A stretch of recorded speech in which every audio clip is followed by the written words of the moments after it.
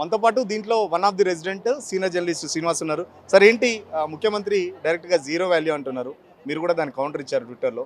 So journalist ఉండబట్టుకనే ఆ మాత్రం ఇక్కడ వాల్యూ వస్తుంది, లేకపోతే దీనికి సంబంధించి వేరే దగ్గర కట్టిస్తాను కూడా ముఖ్యమంత్రి చెప్తున్న పరిస్థితి. నమ్మట్లేదా ముఖ్యమంత్రి మాటల్ని? ముఖ్యమంత్రి గారు చాలా చాకచక్యంగానో చాణక్యంగానో మాట్లాడుతున్నారు. జర్నలిస్టులు ఉన్నారు కాబట్టి మేము ప్రత్యేకంగా కన్సిడర్ చేస్తున్నాము, ఎక్కువ పరిహారం ఇస్తామన్న పద్ధతిలో మాట్లాడుతున్నారు. అది ఏ చట్టంలోనూ జర్నలిస్టులు ఉంటే అధికంగా ఇవ్వాలని లేదు. ఆయన ఆఫర్ చేస్తున్నవన్నీ కూడా 2013 పునరావాస చట్టం ప్రకారమే ఉన్నాయి. అవన్నీ స్థలానికి స్థలం కానీ ఇంటికి ఇల్లు కానీ. ఈ ప్రత్యేకంగా ఇక్కడ ఏదో జర్నలిస్టులకు ఏదో ఫేవర్ చేస్తున్నాం అనే అభిప్రాయం కలిగించడం అనేది అది సరైన పద్ధతి కాదు. అట్లా ఒకవైపు కలిగిస్తూనే జీరో వాల్యూ అని చెప్పడం అనేది ఒక భయభ్రాంతులు చేయడమే. చాలామంది అపార్ట్మెంట్లో ఉన్న మా నైబర్స్ అందరూ చాలామంది దానివల్ల చాలా ఆందోళనకు గురయ్యారు. అంటే వీళ్ళు ఇచ్చేయకపోతే, గవర్నమెంట్ ఇవ్వకపోతే దీనికి ఏం విలువ ఉండదు, మేము ఏం విలువ లేకుండా చేస్తాము అనేది ఇండైరెక్ట్గా బెదిరించడం కదా ముఖ్యమంత్రి స్థాయిలో ఉన్న వ్యక్తి చేయవలసిన పని కాదు.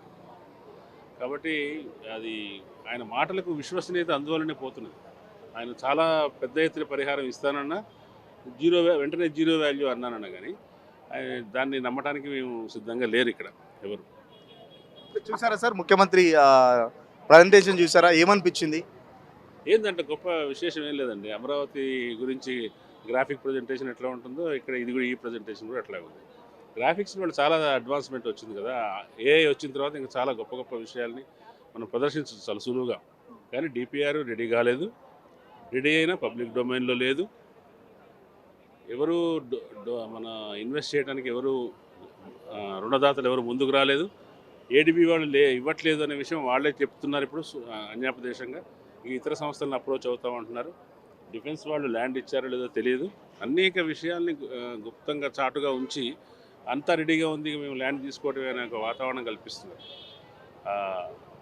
ఆ ప్రజెంటేషన్లో ఒరిగేది ఏమి లేదు, దాంట్లో ఆయన పబ్లిక్ పర్పస్ని ఏమీ నిరూపించలేదు. మీరు ఎప్పటి నుంచి ఉంటున్నారు సార్? మీరు ఎంత లోన్ పెట్టుకున్నారు, ఇప్పుడు ఎంత ఈఎంఐ కడుతున్నారు? 17 నుంచి ఉంటాను. ఈఎంఐ అయిపోయింది. 2004లో ఇది కన్స్ట్రక్షన్ మొదలైంది. 2007-8 నుంచి ఆక్యుపెన్సీ మొదలైంది.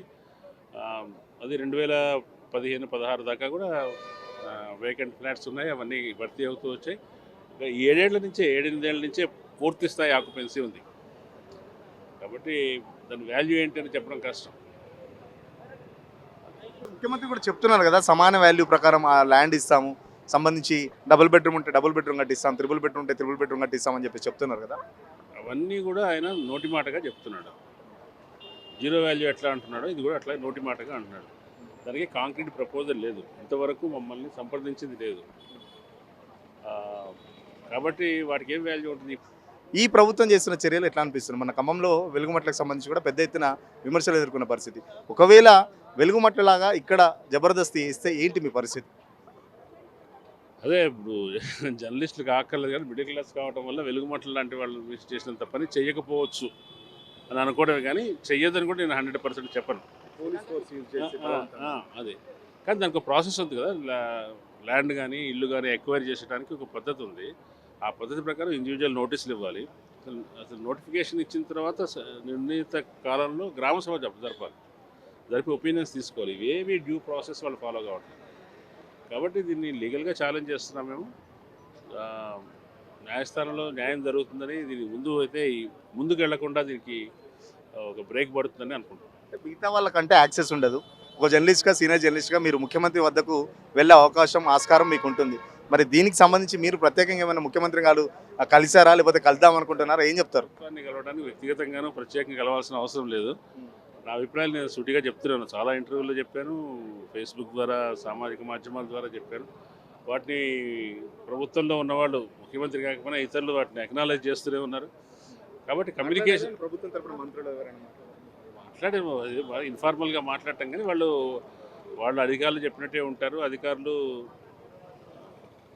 వాళ్ళకి అప్పచెప్పిన పని నెరవేర్చడం కోసమే ఉంటారు కదా. నరసింహారెడ్డి గారు ఉన్నారనుకోండి, ఆయన రివర్ ఫ్రంట్ డెవలప్మెంట్ చేయడం ఆయన బాధ్యత, ఆయన టాస్క్ మాస్టర్. ఆయన ఎట్లయినా సరే ల్యాండ్, ఇల్లు అన్నీ ఎక్వైర్ చేసి ప్రభుత్వానికి ఇవ్వాలి. వాళ్ళ మాట్లాడే భాష ఒక రకంగా ఉంటుంది, రాజకీయ నాయకులు మాట్లాడే భాష ఒక రకంగా ఉంటుంది. ఇదేదో వ్యక్తిగత సంబంధాలతోటో లేదంటే పలుకుబడితోటో పరిష్కారం అయ్యే విషయం కాదండి. చాలా డబ్బులు ఇన్వాల్వ్ అయ్యింది, వాళ్ళ ప్రతిష్ట ఇన్వాల్వ్ అయ్యింది.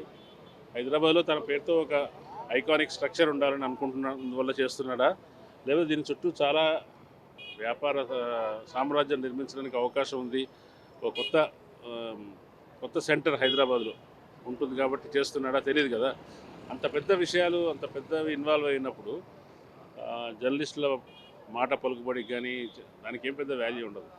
ముఖ్యమంత్రి చెప్తున్నాడు మేము అభివృద్ధి చేస్తుంటే ప్రతిపక్షాలు అడ్డం పడుతున్నాయి, ప్రతిపక్షాలు రెచ్చగొడుతున్నారు, ప్రతిపక్షాల ట్రాప్లో పడ్డారు మీరు అని చెప్పి చెప్తున్నారు. నిజంగా మీరు ఏమైనా ప్రతిపక్షాల ట్రాప్లో పడ్డారా? ప్రతిపక్షాలకి ప్రభుత్వానికి మధ్య పంచాయతీ కాదు ఇది, వాళ్ళ వ్యక్తిగత విషయం కాదు, మాకు సంబంధించిన విషయం. జనరల్గా ప్రజల సమస్యలు, ప్రజలు ఎక్కడన్నా బాధితులు అవుతే ప్రతిపక్షాలు వాళ్ళు కల్పించుకుంటారు, వస్తారు. ఎందుకంటే వాళ్ళు వచ్చేసారి వాళ్ళు అధికారంలో రావాలనుకుంటారు కాబట్టి ప్రజా సమస్యల మీద వాళ్ళు పనిచేస్తారు. అట్లాగే ప్రతిపక్షాలు వచ్చారు. బీఆర్ఎస్ రాలేదు, చాలా పక్షాలు వచ్చినాయి, బీజేపీ కూడా వచ్చింది.